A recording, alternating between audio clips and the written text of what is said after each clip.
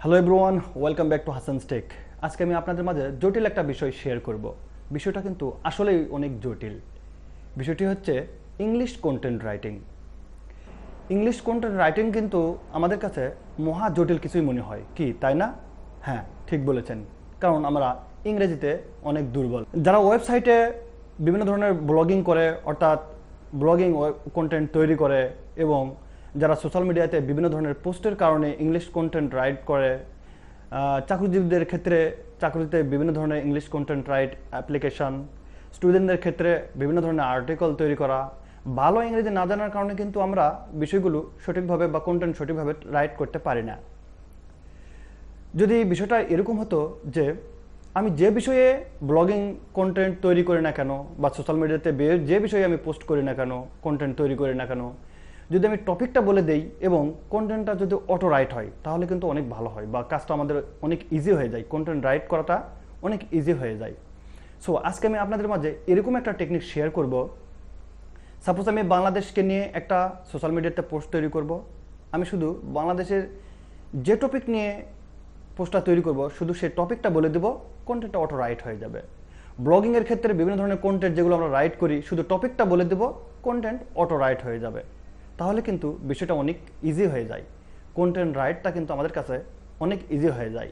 So আজকে আমি আপনাদের মাঝে এরকম একটা টেকনিক শেয়ার করব, যার মাধ্যমে আমরা শুধু টপিকটা বলে দেব, কন্টেন্টটা অটো রাইট হয়ে যাবে। তাহলে আর দেরি না করে চলুন আমরা কম্পিউটার স্ক্রিনে যাই এবং এই জটিল বিষয়টাকে সহজভাবে করার চেষ্টা করি। So let's get start.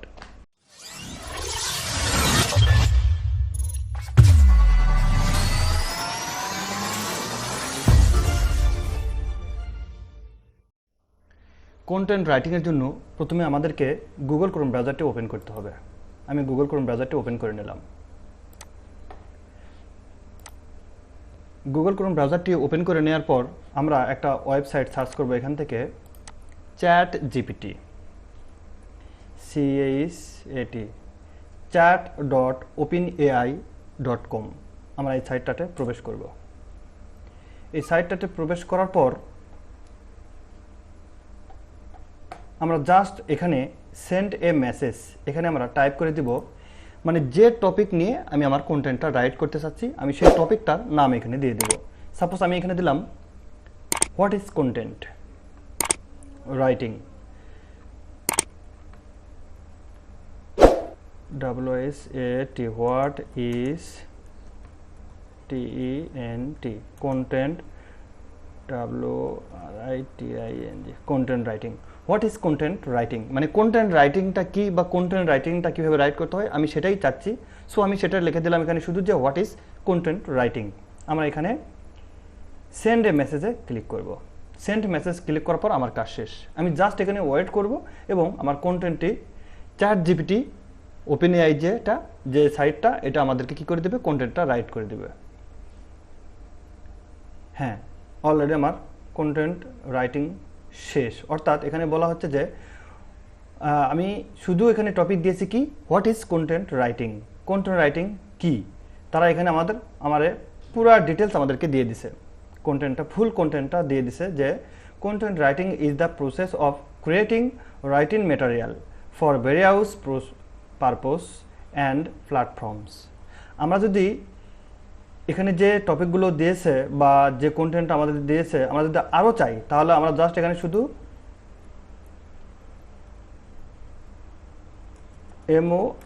মোর শুধু মোর দিব, ও আরও আমাদেরকে কন্টেন্ট দিয়ে দিবে। এই টপিকের উপর কি করবে, আমাদেরকে আরও কন্টেন্ট দিয়ে দিবে। সো এইভাবে আমরা টপিক অনুযায়ী যদি আমরা ব্লগিং কন্টেন্ট তৈরি করতে চাই, ব্লগ কন্টেন্ট, সেটার টপিক আমরা এখানে দিয়ে দেব। এবং সোশ্যাল মিডিয়াতে যে বিষয় নিয়ে আমরা পোস্ট করি না কেন, সেই বিষয় সম্পর্কে শুধু টপিকটা বা ওই বিষয়ের টপিকটা শুধু আমরা এখানে টাইপ করে দেব, তাহলে সে আমাদেরকে কী করে দেবে, ফুল কন্টেন্টটা রাইট করে দেবে। এখন আমাদের কাজ হচ্ছে এই কন্টেন্টটা যদি আমরা হুবহু পোস্ট করি ওয়েবসাইট ব্লগিংয়ের ক্ষেত্রে,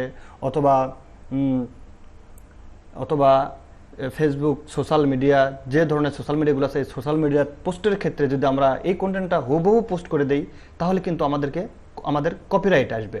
সো আমরা এটাকে কি করে নেব, এটাই আমরা রিরাইট করে নেব।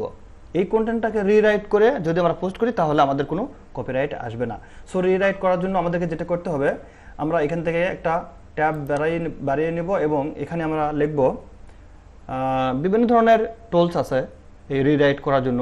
আমরা ঢুকবো এখানে small SEO tools, smallseotools.com article rewrite, আমরা এটাতে প্রবেশ করব। এটাতে প্রবেশ করার পর আমরা ChatGPTর যে কন্টেন্ট, এই কন্টেন্টটা আমরা এখান থেকে কপি করে নেব। কন্টেন্টটা কপি করে নেওয়ার পর আমরা আর্টিকেল রিরাইটে যাব। আর্টিকেল রিরাইটে গিয়ে আমরা এটাতে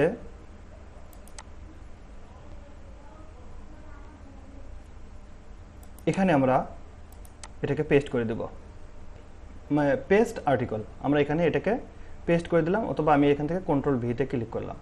কন্ট্রোল ভিতে ক্লিক করার পর আমরা এখান থেকে জাস্ট নিচে রিরাইট আর্টিকেলে ক্লিক করব। আমি রিরাইট আর্টিকেলে ক্লিক করলাম।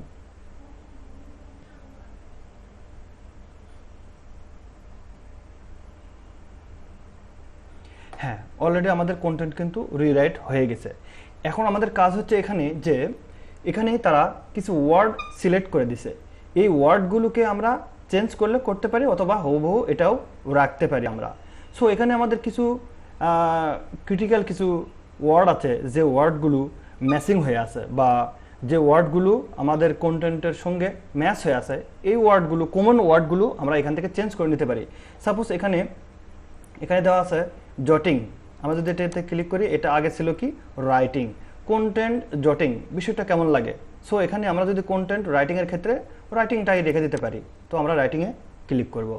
রাইটিংয়ে ক্লিক করার পর পরের যে নেক্সট ওয়ার্ডটা স্পোকেন, এখানে দেওয়া আছে ক্রিয়েটিং স্পোকেন, আমরা যদি স্পোকেনে ক্লিক করি, এখানে দেওয়া আছে রাইটেন, আমরা এখানে ক্রিয়েটিং স্পোকেন না দিয়ে আমরা রাইটেনটাই রাখবো। কালারফুল, এখানে ভেরিয়াস হবে, কালারফুল হয়ে আছে, আমরা এখানে ভেরিয়াসটা করে দিতে পারি। এরপর জেনারেলি, এটা সাধারণ, এখানে টপিক্যালি আছে, টাইপিক্যালি, সো আমরা এখানে জেনারেলটাও রাখতে পারি। এরপর কাস্টিং, এখানে দেওয়া ছিল কি ক্রাফটিং, আমরা কাস্টিংটাকে রাখতে পারি। এরপর অ্যাপ্লিকেবল, আমরা যদি এটাতে ক্লিক করি রিলেভেন্ট, আমরা এটাকে অ্যাপ্লিকেবলও রাখতে পারি। ফলোয়ারশিপ, এখানে বলা হচ্ছে যে টার্গেটিং অডিয়েন্স হবে, এটা টার্গেট অডিয়েন্স, আমরা অডিয়েন্সের পরিবর্তে এখানে দেওয়া হয়েছে কি যে ফলোয়ারশিপ, আমরা এটাকে অডিয়েন্সে কনভার্ট করতে পারি। এভাবে কিন্তু আমরা আমাদের ওয়ার্ডগুলোকে চেঞ্জ করতে পারি। আর এটা শুধু একবার আমরা করব না, 2 বার 3 বার আমরা রিরাইট করে নেব। আমি রিরাইট করা আর্টিকেলটাকে আবারও আমি কি করলাম, কপি করলাম। কপি করার পর আমরা সাইটটাতে একবার রিফ্রেশ করে নেব, আমি কন্টিনিউয়ে ক্লিক করলাম।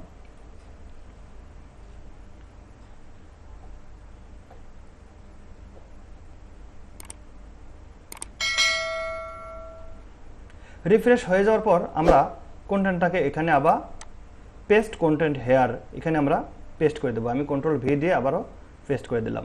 এটা কিন্তু আমাদের ছিল রিরাইট করা, একবার রিরাইট করা আর্টিকেল, এই আর্টিকেলটাকে আমরা আরেকবার রিরাইট করে নেব। সো এখন আমরা পেস্ট করার পর রিরাইট আর্টিকেলে ক্লিক করব। রিরাইট আর্টিকেলে ক্লিক করার পর আমাদের এটা কিন্তু প্রসেস হয়ে যাচ্ছে।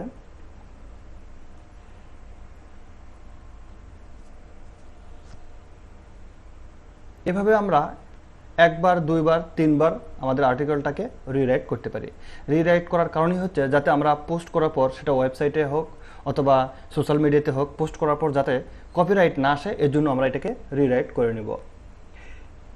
আবারও আমরা ওয়ার্ডগুলোকে চেঞ্জ করে নিতে পারি, যে ওয়ার্ডগুলো আমার রাখা দরকার সেটাকে আমি চেঞ্জ করে নেব। সো ওয়ার্ডগুলোকে চেঞ্জ করার আগেই আমরা 1 থেকে 2 বার অথবা 3 বার আমরা কি করে নেব, রিরাইট করে নেব। তারপর আমাদেরকে যে ওয়ার্ডগুলো ম্যাচ করবে আমার কন্টেন্টের সঙ্গে, আমরা সেই ওয়ার্ডগুলোকে চেঞ্জ করে নিতে পারবো। সো এভাবে আমরা কি করতে পারি, আমাদের কন্টেন্টগুলোকে আমরা রাইটিং করে নিতে পারি, রিরাইট করে নিতে পারি। সো আমি আর্টিকেলটাকে কপি করে নিলাম। কপি করে নেওয়ার পর আমরা গুগল ট্রান্সলেটে গিয়ে আমরা এগুলোর অর্থগুলো ঠিক আছে কিনা তা আমরা চেক করতে পারি। সো আমি এখান থেকে কি করব, এখন Google translate, GGLE, Google translate, Google ট্রান্সলেটে আসার পর গুগল ট্রান্সলেটে আমরা কি করব, কন্টেন্টটা যেটা আমি কপি করে নিয়েছি রিরাইট করা কন্টেন্ট, এই কন্টেন্টটাকে আমি এখানে পেস্ট করে দেব। কন্ট্রোল ভি দিয়ে পেস্ট করে দিলাম। এখানে ইংলিশ থেকে বাংলা, আমরা বাংলাটাকে মিলিয়ে নিতে পারি যে আমার কন্টেন্টটা ঠিক আছে কিনা।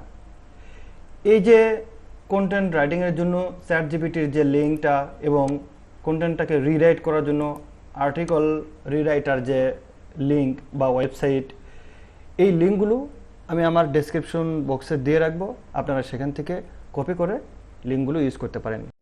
সো ভিউয়ার্স, এইভাবেই কিন্তু আমরা আমাদের প্রয়োজনীয় ব্লগিং, এরপর সোশ্যাল মিডিয়া পোস্ট, এরপর আর্টিকেল, বিভিন্ন ধরনের কিন্তু কন্টেন্টগুলো আমরা এভাবে রাইটিং করে নিতে পারি। কারণ আমরা ইংরেজিতে কী লিখবো এটা হয়তো বা বুঝতে পারি না, বাট আমরা যদি চ্যাটজিপিটিকে এভাবে ইউজ করি এবং কন্টেন্ট রিরাইটিংটা থেকে ইউজ করি, আর্টিকেল রিরাইটটাকে, তাহলে কিন্তু আমরা এভাবে খুব সহজেই কন্টেন্ট রাইটিং করতে পারবো এবং সেগুলো বিভিন্ন ধরনের ওয়েবসাইট, সোশ্যাল মিডিয়াতে পোস্ট হিসেবে সেগুলোকে আমরা ব্যবহার করতে পারবো। সো আমার ভিডিওটা যদি ভালো লেগে থাকে তাহলে অবশ্যই একটা লাইক এবং শেয়ার, আর দেখা হচ্ছে আগামী ভিডিওতে অন্য কোনো টপিক নিয়ে। ততক্ষণের জন্য take care and keep learning.